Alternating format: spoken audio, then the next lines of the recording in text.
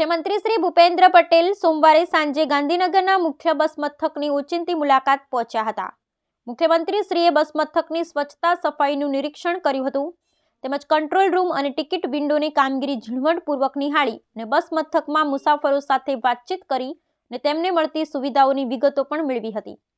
મુખ્યમંત્રી શ્રી ભૂપેન્દ્ર પટેલ કોઈપણ પૂર્વ નિર્ધારિત કાર્યક્રમ વિના અચાનક જ ગાંધીનગરના મુખ્ય બસ મથકે અધિક મુખ્ય સચિવ શ્રી M.K. દાસ સાથે પહોંચ્યા હતા.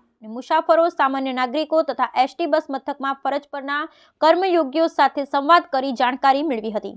મુખ્યમંત્રીશ્રીએ સરકારી કચેરીઓ, બસ મથકો વગેરે રાજ્યના નાગરિકોની મળતી સેવા સુવિધાઓની નિયમિતતા અને ગુણવત્તા ચકાસવા માટે અવારનવાર ઓચિંતી મુલાકાતનો આ ઉપક્રમ અપનાવ્યો છે.